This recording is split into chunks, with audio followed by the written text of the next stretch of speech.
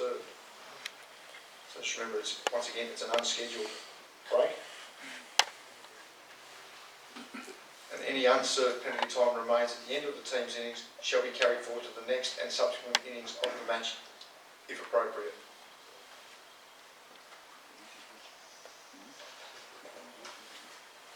That's it for penalty times. Are we all okay? One question. So is it the unscheduled break that doesn't count as penalty time, or is it Unscheduled does count, okay? assuming that they come back on after the unscheduled. They notify you during the break. Alright. Got that? Yeah. Okay, so that's it for. So one more. Another question on the same. Yep. Batsman, for example, in case of 1 day, sometimes the batsman plays for 50 overs. Yep. Completing it, and after that he will not come for fielding. So is there any rule for that? He has to come or... Firstly, 50 over games aren't laws of cricket, but yeah, I get the point. Yeah, there's nothing you can do. You can't force a fielder to come out if it's in the last innings. We want to know why they're not coming out. You may not allow a substitute. You don't have to. Well, you need to know the reason why they're not fielding. So you may think it's not a valid reason. So it's not for an injury or an illness or a wholly acceptable reason other than those. You don't have to allow a substitute. Sometimes we say after batting 50 overs he's tired. Is tiredness an illness? Do you consider that?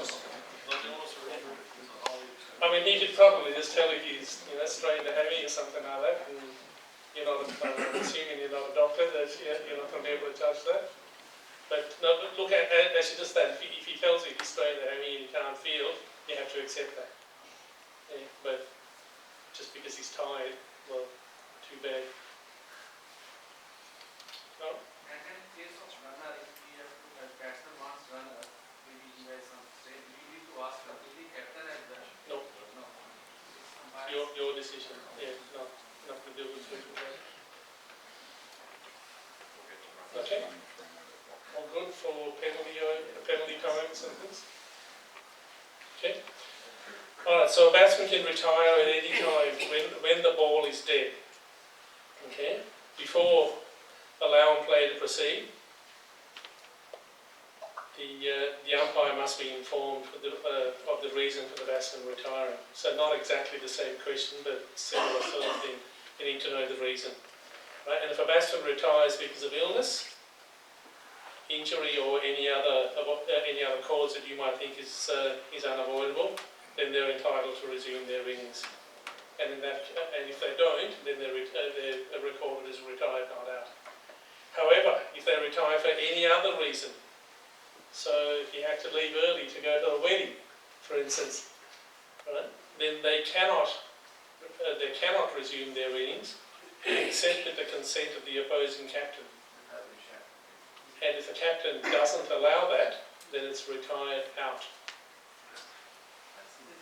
Something this type of happened when Matt Glasgow, I think, was out for some letter or something.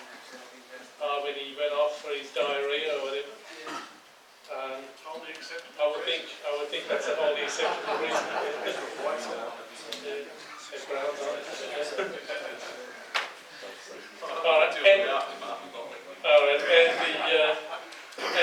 And the retired batsman can only come back on at the fall of another wicket or the retirement of another batter. No, they can't just decide, I want to start now.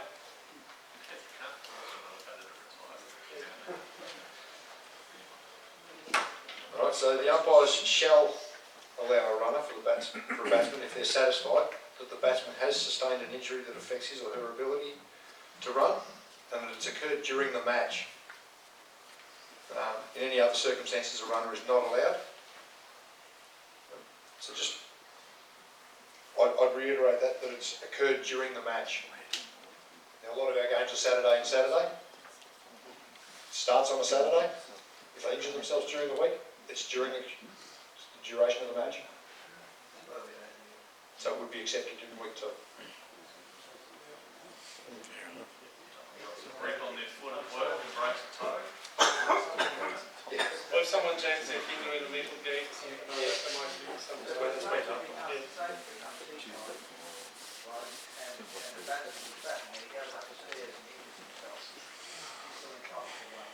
Yes. It's occurred during During the game. the course of the match. Okay. A runner shall be a member of the batting side. If possible, they should have already batted. They can only be changed with your consent. And as we saw in the video, they must wear all the external protective equipment, equivalent to that's worn by the batsman for who they run. So external.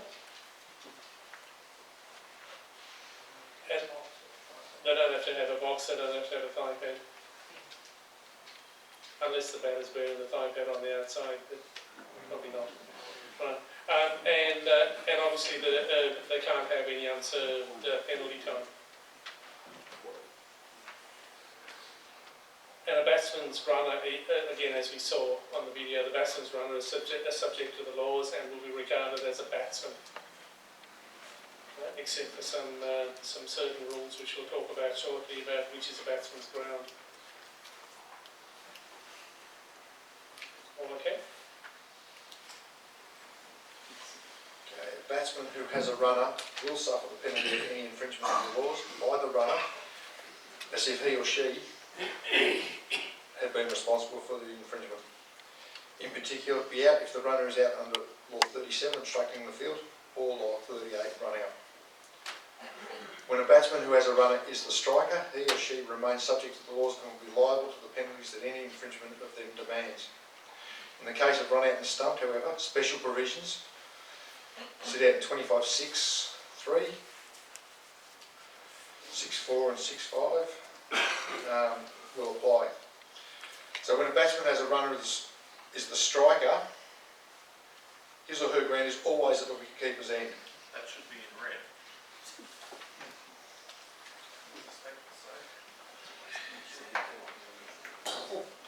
Right, so just as Jason said there, that last bit there, the injured striker's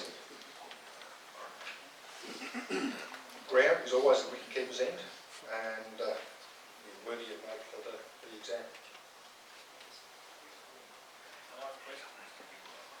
Okay, if the striker who has a runner is in their ground and the runner is out of the ground at the wicketkeeper's end and the wicket is fairly put down, then the injured striker is run out.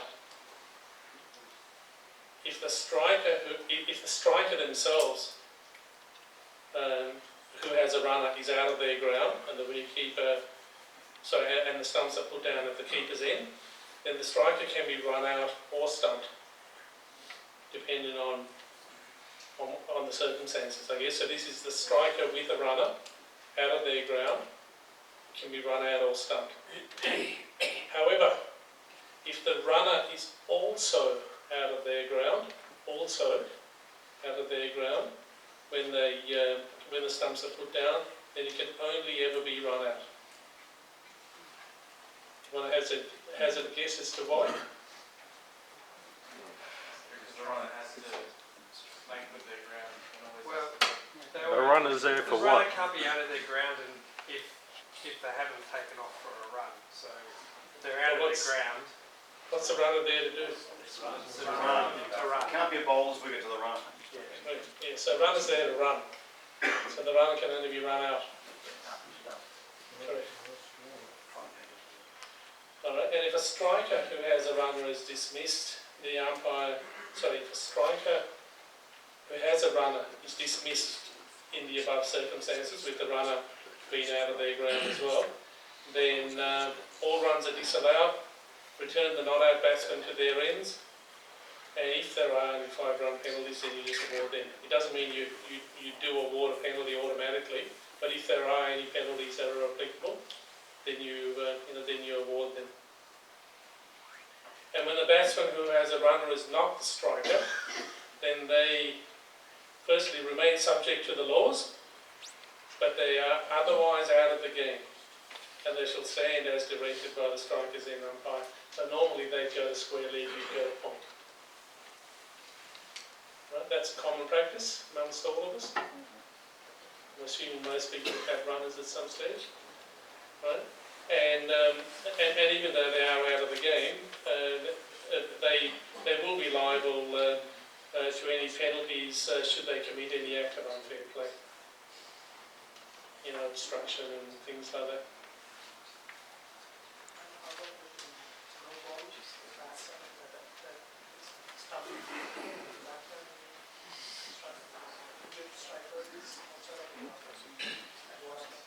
So the question is no ball, injured striker is out of the ground, and the striker is.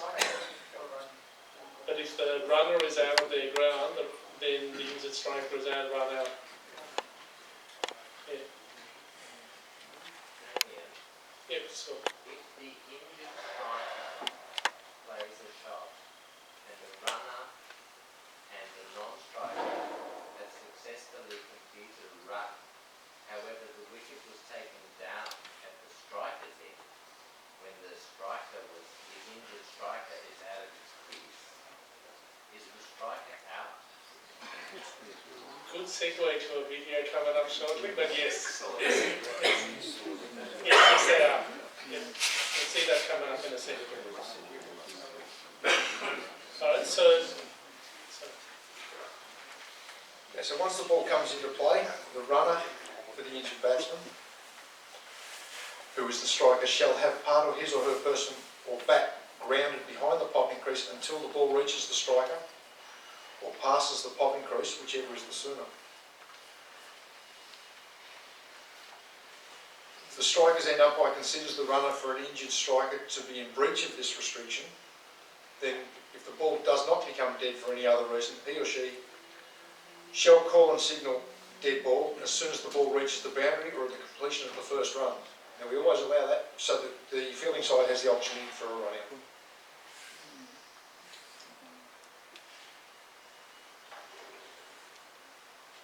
We also allow for the possibility of a catch. The bowler's end umpire shall disallow all runs to the batting side, return all not out batsmen to his or her original ends, and award any 5-run penalties applicable except for penalty runs regarding protective helmets belonging to the fielding side. now this is an important point actually, so up the top there, sorry James, just before we go back. So just that first point there is important because what that means is that the runner has to be grounded behind the popping crease until the ball reaches the striker. So the runner can't take off until the ball reaches the striker or passes the popping crease. And if you by that time you'll be at point, if you see that happening, then you go through all those other bits about, disallow runs, return batsmen, etc., etc. But the runner has to stay behind the popping crease until the ball reaches the injured striker, right, or passes the popping crease. All got that? All right. Now, Thanks, Jase. this is the video.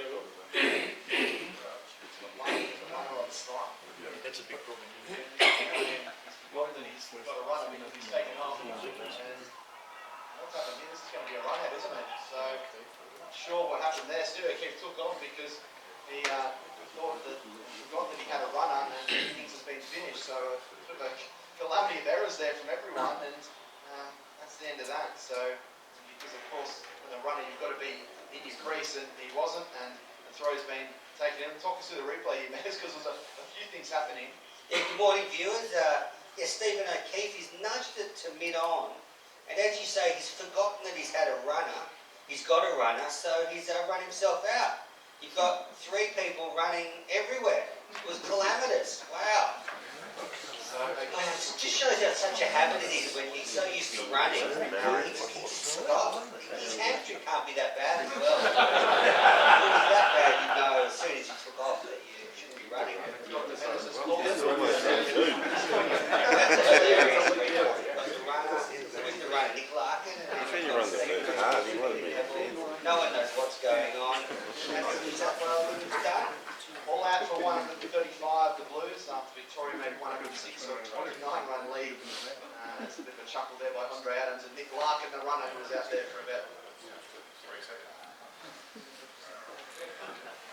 I suggest it's probably only the umpires knew what was going on there.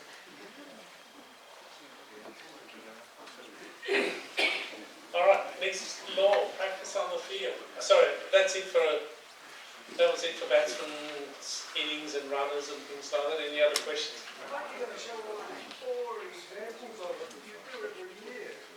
Do you want us to? No. We've probably got it on file. That's right. There's another question on the back. Damien, when the batsman takes off and he's got a runner, like he did, is the opposition captain within his rights to say, hey, get that runner off, he doesn't need a runner? Keep in mind that it's up to you to determine whether he needs a runner or not. It's not really up to the opposition captain. Yeah. But you could probably quite easily think that. I don't need to wait for the opposition captain. Nothing to do with the opposition So, captain. mate, Yeah. get the runner off. Well, So that again, Kurt, if he actually made his round, that's the umpire's mind, exactly. correct, yeah. Run it off, Larkin, when you go. Yeah. And that's what I mean there before that. It's nothing to do with the opposition captain, but you might make that decision in your John? Yeah, in that instance, I was doing that game. In the first class period, you let have a runner in 9 down, Correct. so we're 9 down, and we were actually approached by the team doctor, New South Wales doctor, who said that Keith had a low-grade hamstring strain, and that he would require a runner. So we allowed it. There was a lot of consternation about it because he bowled a lot of overs, and he continued to field and bowl overs in the second innings as well. But once a doctor comes in and says something like that, you're not really in a position to argue with a medical practitioner. So that was it. Dodgy doctor. Doctors would be dodgy, would they, Courtney? Thanks, John.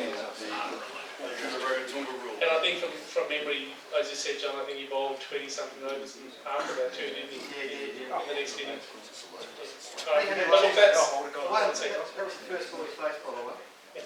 One ball. Look, that's actually a good point though, John, actually, that if there is, or even if the player just said, I mean, it might be different in first class cricket, but in Premier cricket, if the player said that he's got a hamstring injury, other than Courtney, none of us are doctors to determine whether he has or whether he hasn't, right? You just take that as a given.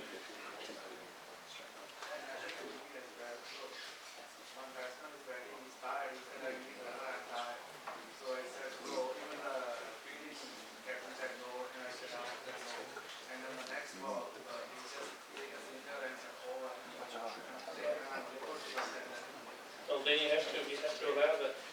Yeah. Alright, there's another question. Yeah, John.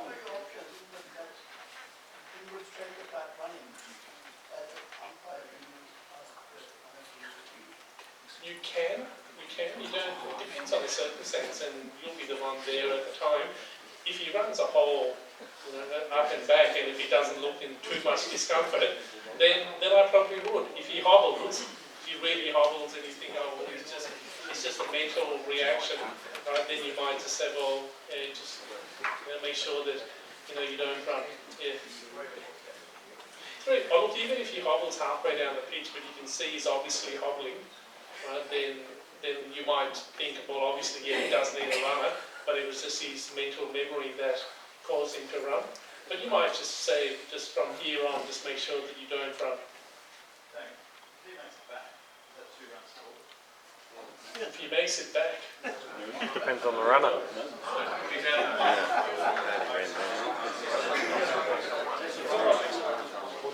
If the runner makes it, then yeah, it is 2 runs. Yeah. And then he sent the runner off. Yeah. Alright, practice on the field. There should be no practice on the pitch at any time on any day of the match. It's straightforward. Any time, any day, no practice on the pitch. No practice on the pitch. Yeah. And there shall not be practice on the rest of the square at any time on any day, except with the approval of the umpires. I can't really see you approving practice on the square, but you might. David, an example of that potentially would be out here, where they prepare a warm-up pitch on the edge of the deck, on either side of the deck for the players to use. So clearly it's been prepared by the groundsman for that purpose, then you'd allow it, but otherwise you wouldn't. And it also doesn't mention anything about only on turf pitches either. If you're umpiring on a synthetic pitch, they're still not allowed to practice on it during the game, during that 26-1-1. Although on a synthetic pitch you won't have a square. So No. That's why it's separate. yeah.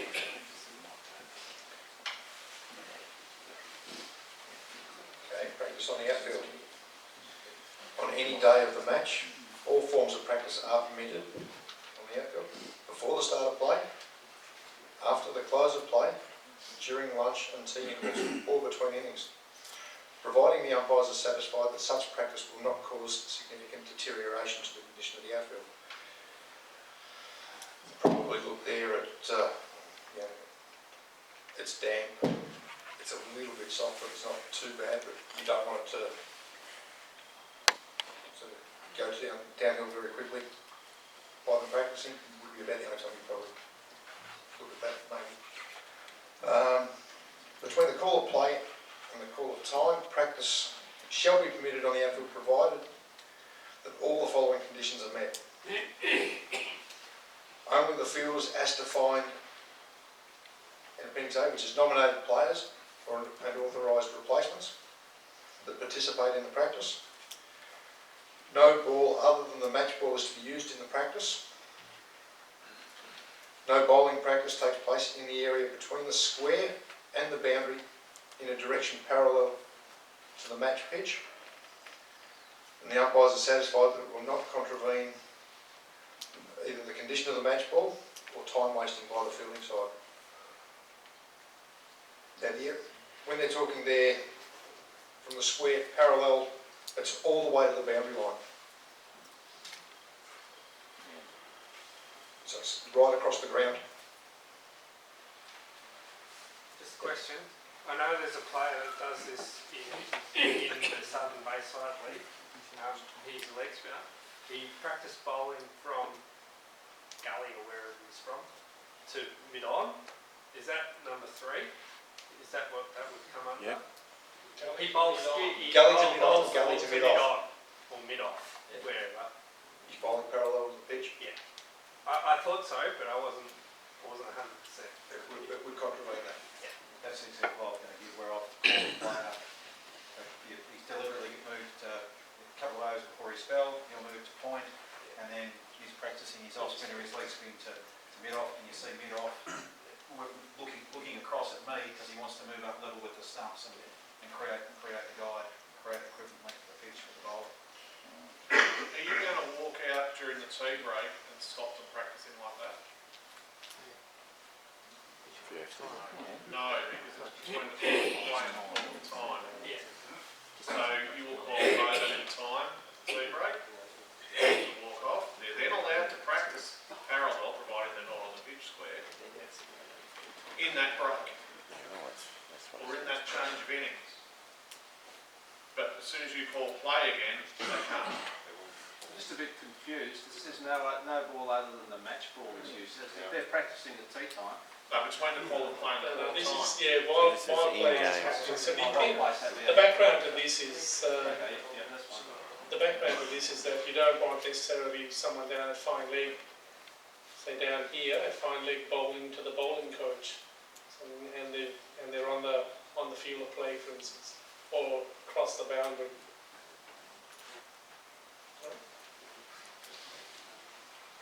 Okay, next one, wicket keeper.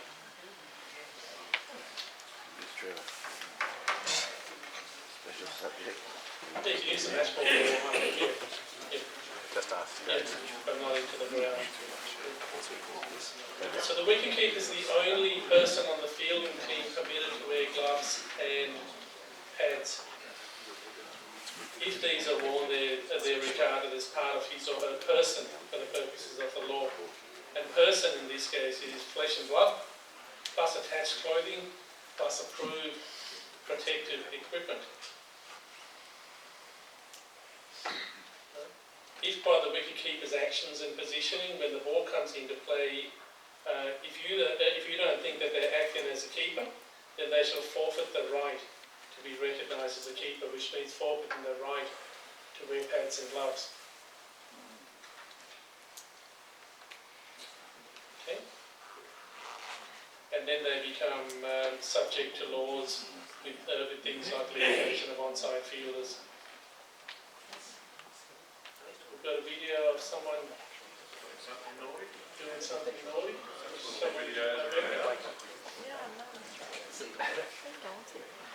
Was intended to be a light-hearted joke has backfired on Queensland's Matthew Renshaw, who cost his side 5 penalty runs at the Gabba on Friday.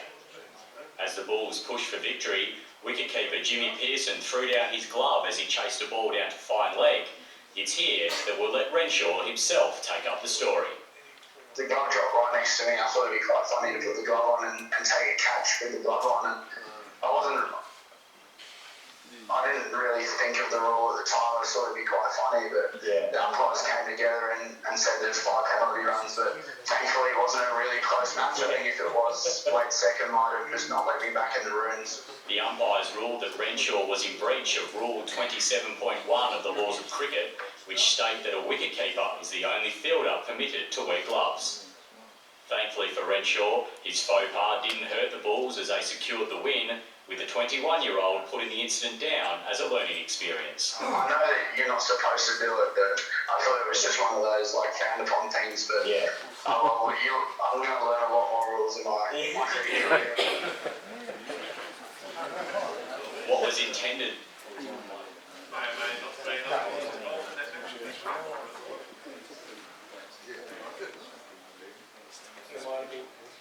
Okay, the next look, I'm not going to read what's on that next slide. Okay, so I'm not going to read this word for word. This is basically defining the wicket-keeping gloves, right? Unless you're in first-class cricket, most of the time the wicket-keeping gloves that they use are the gloves that the ones they're given are the ones you're going to be using. Broadly speaking, he just talks about he's not allowed to have a pouch in between the forefinger and the thumb. It needs to be a single piece of material. It just goes in to talk about what the gloves are, right? But I'll let you read that at another time. But for 95% of you here, the gloves that they have are probably going to be legal anyway. If you think it looks a bit sus, have a look at it. But I would dare to suggest that the gloves they have are the gloves you're using. Yeah, they're not. Yeah, as long as it's not a baseball glove and things like that, they can't use that.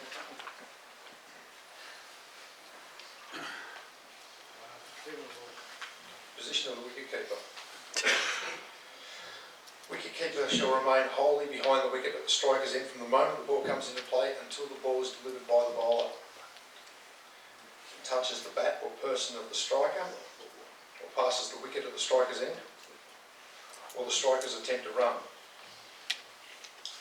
In the event of the wicketkeeper contravening this law, the striker's end umpire shall call and signal no ball as soon as applicable after the delivery. But just remember, level with the stumps is not wholly behind the stumps. Right? They need to be wholly behind.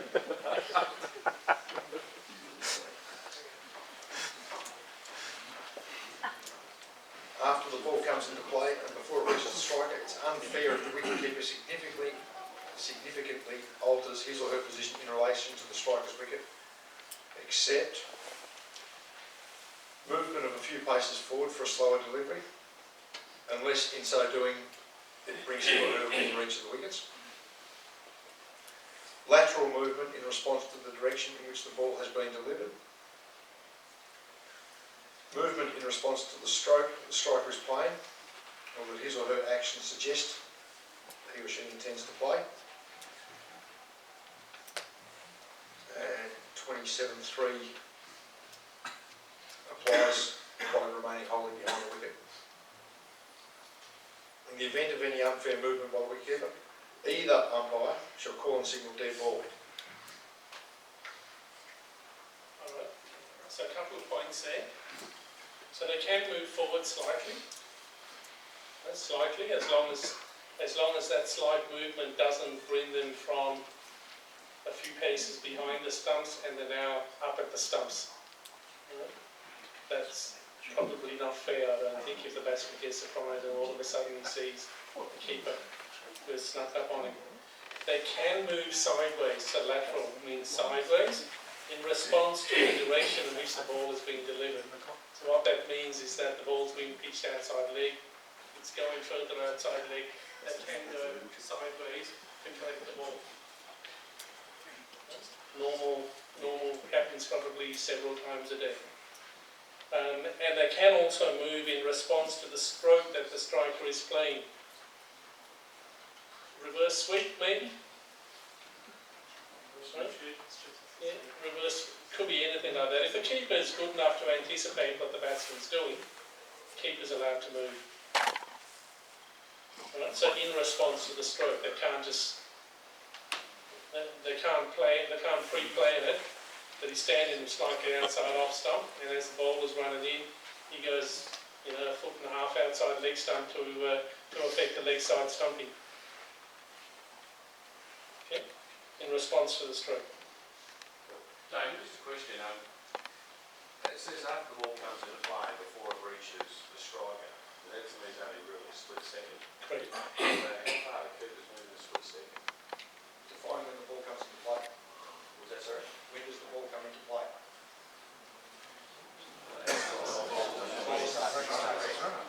So from any time there, he's So it could be not behind. Could be 3 or 4 seconds. Or if you've got certain first 11 Premier Bowls, it could be 10 or 12 seconds. I know what you're saying, Lou, but yeah, look. Before you're up to a spinner or you're back, I haven't seen too many instances where you're moving in between and then, Yeah, look, it could be, just say, opening bowler bowling off a 20-pace runner. They've started their run-up. In that 20 paces, the fielder, the keeper's moved from slightly outside the off stump. He's now standing out here, and the opening bowler delivers the ball down leg side. If that happens, just as he starts his run-up, and you call no ball, right? Is that dead ball or no? So as soon as after the delivery of the ball. So he's got to deliver the ball before you can call it. Yeah. Yeah, set dead ball. Yeah. Last sentence. In the event of unfair movement by the wicketkeeper, either umpire shall call and signal dead ball. That ball won't count? Won't count. Okay. So, While the bowler is still running and going for the first ball, then we just stop the bowler and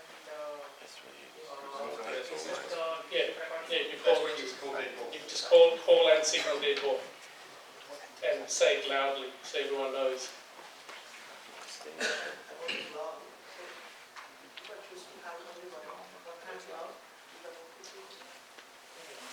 One glove.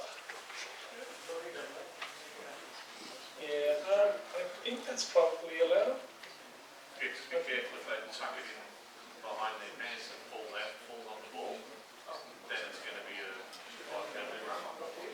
Yeah, well, they throw it out the field, the throw comes in from the outfield, hits the glove. Yeah. Wade used to take one of his gloves off quite regularly, so he had a free throw with those. Yeah. Look, I think one. Or actually say, the keeper is the only player permitted to wear. Yeah, Doesn't mean he has to. But if the gloves are on that, then obviously first slip's not going to carry. Or just take Matthew Rachel. Yeah, do what Matthew Renshaw does. Yeah. All right. So restriction. So restriction on the. Okay, on the action of the keeper. So if in the opinion of either umpire the keeper interferes with the striker's right to play the ball, right, then then the umpire shall call and signal dead ball, and the ball does not count. If, however, the umpire considers that the keeper has willfully distracted the striker, then what you would do is you'd call and signal dead ball, you do 5-run penalty, the batsman is dismissed, all that sort of stuff, and the keeper's reported. But that's if you consider it's deliberate distraction. So, say the batsman actually does end up hitting the ball and goes for 4, what would you do in that situation? But he's hit the wicket-keeper's gloves because the wicket-keeper's gloves Depends. were So over. are you saying it was deliberate? I don't know, he's just trying to catch the ball, I guess. So, If you don't think it's deliberate, and if it just happened in the course of play, I'd just let that go. But if you think it's deliberate, then you do the whole... Actually, what would you do? Would you call dead ball even if it's gone for 4? It's probably unfortunate, but yeah, it is dead ball. Yeah, dead ball and inform everybody, and they get 5 penalty runs anyway, but there's probably one more than what they would have got if it was a 4. Yeah. Alright, and if in playing at the ball in a legitimate defence off their wicket, if the striker then interferes with the keeper, he or she won't be out, other than if they're obstructing the ball from being caught. So, the ball is, say, risen up, it's just popped up there, it's going to land on their stumps. The keeper's standing up there about to take a catch and the batsman hits it away.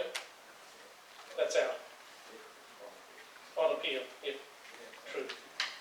We'll talk about appeals later. So that's destruction.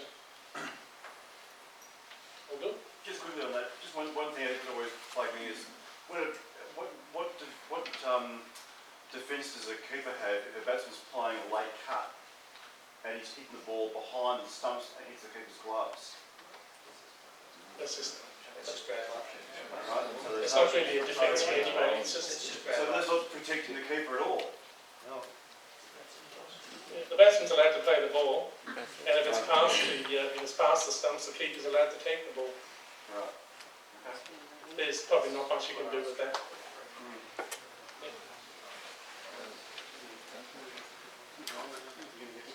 Protective equipment. No fielder other than the wicketkeeper shall be permitted to wear gloves or external leg guards. In addition, protection of the hand or fingers may be worn only with the consent of the umpire.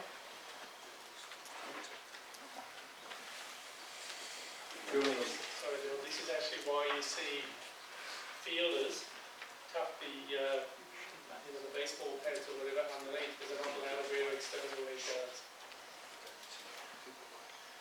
A fielder may field the ball with any part of their person, except, as in what we'll come up with, we'll get shortly. However, they will be deemed to have fielded the ball illegally if, while the ball is in play, they willfully use any other part of their person to field the ball. They extend their clothing with their hands and use this to field the ball. Or if they discard a piece of clothing, equipment or other object which subsequently makes contact with the ball. It's not illegal fielding if the ball in play makes contact with a piece of clothing, equipment or other object that's accidentally fallen from the fielder's person. So, fielder dives for the ball, sunglasses fall off, ball hits the sunglasses, play on. Well, there's no penalty for that. So Dale, sorry, going back on that same example that you showed us before, with the player putting on the glove to the keeper, had the keeper thrown his glove down, and that now the keeper who fielded that ball and threw it back towards the wicket had hit his own glove. 5 penalty runs. It's a deliberate act to put it on the ground. If we'll just say while he was running, his cap blew off. Yes. So unless he's taken that and thrown it down, but if the cap just flew off, the ball has since come back and hit the cap that flew off, and that's not deliberate, right? So then it's not 5 penalty runs. Several years ago, I had an instance where a wicketkeeper threw his glove to the ground because he thought he was going to throw it to the other end and the coach came in. He then picked up his glove and there wasn't going to be a chance of another run. So he had his glove resting on top of his hand, but show how good he was, he was a very good. Caught it in that hand with the glove on top. Now, we had a look at that, we thought, is he, it doesn't say he's got to wear the glove. It doesn't actually say, so the other umpire, we just didn't know what to do, so we just went off. I would have probably said that if he's not wearing it, he shouldn't have it. Right? So, and if he has it without wearing it, then it's probably illegal field. That's me, but circumstances might be different. Equated to the fact that he's allowed to wear a hat. Not technically saying we're allowed to wear the hat, so is he allowed to hold the hat in his hand and catch the ball? It's not where it's designed to be.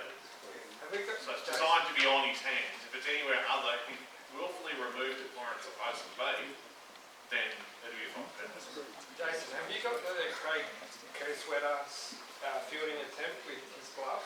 Oh, where he slides and books it back. Yeah, when he throws his glove onto the ball. Not right now, but I can probably find it pretty quick. That's a good example of this.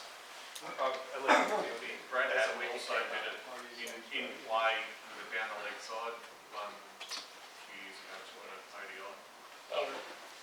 So keep in mind, flesh and blood, clothing, or in the fielder's case is no approved protective equipment, but the person is arms, legs, whatever, right, and attached clothing. Right? So they can't take off the jumper and throw it at the ball. Right? That's the part about extending the clothing. And they also can't discard the clothing, so they can't throw the cap on the ball and try and stop it. Okay. Next one. So if the fielder illegally fields the ball shall immediately become dead. Right? Any penalties for no ball or wide shall stand. Any runs completed will stand, together with the run in progress if the batsman have crossed. Right? And the ball does not count as one of the over. So this is if the fielder illegally fields the ball. Then you'd add 5 penalty runs, inform the other umpire, and the umpires shall report. Right? Not a me report, not a Mike report, but shall report. Okay. I mean, just in the context though, shall report, I mean, that's included in your match report, not report an offence. In Premier Cricket, yeah, that's match report, yeah. Laws of cricket is shall report, yes, but for the purposes of Premier Cricket, you'd write that on the match report. And then Lindsay and Mike Ronke and all, they can decide what they want to do with it. Or Jason. Yeah, this one. There's a little bit of discussion that goes around this one as well. Away from the ball. And there's, it's hit the helmet. Now, what is that? 5 runs? Went to the air, said Sangakkara. 5 indicates 6 runs. 1 that he got for running the run, and 5 for hitting the helmet. Well, I'm confused. What do you reckon, Tommy? 6? Good hit. Absolutely, and not even trying to clear the boundary. All you have to do is just work the ball a couple of yards from the stumps, and he was there. It's not a big between get your 6. How easy. Like I said, there's been a discussion around this. That's not the issue.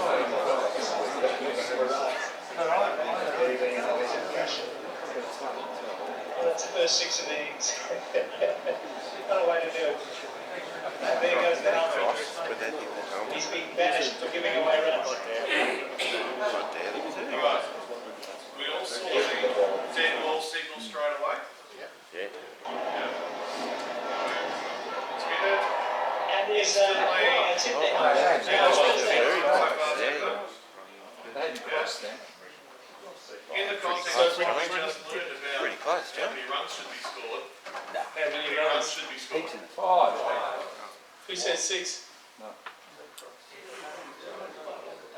reckon that crossed when it's Sorry? that crossed when he signalled blue to run. If they, so when he signal, I mean, when they hit the helmet, it looked like that crossed. if you think they've crossed, then yes, it's 6. I don't think they've crossed, but But if you, that's a decision you'd have to make at Went the to the time. air, said Sangakkara. 5 indicates 6 run. Bear in mind, he's making that signal when this signal didn't exist. Right, so it's predating predating this signal. Okay. So yeah, fair enough, he's doing that, that's okay. It doesn't score as his fault. Alright. Had they crossed One that he question got the for running the run, moment, and 5 leading the helmet. Well, I'm confused. What do you reckon, Rami? it's fairly difficult to tell from the bowlers out. Absolutely, and not even trying to clear the boundary. Look, we're not here. We're not here to crucify Steve Bucknell. But if you think the batsman has crossed, then yes, the run in progress counts. Okay, wrong decision here, but like I said, that's not what we're here to do. Your decision at the time will be, had they crossed at the time the ball struck the helmet? And if you think they did, then the run counts. If not, then it's just the 5. Absolutely. Absolutely, yeah. That's the technique. Well, sorry, 1 second. Sorry, Lou. As you say, I go square leg, and you would ask square leg what you say. I would ask you, did you think they had crossed when the ball hit the helmet? Straight, yes or no? Yeah. Sorry.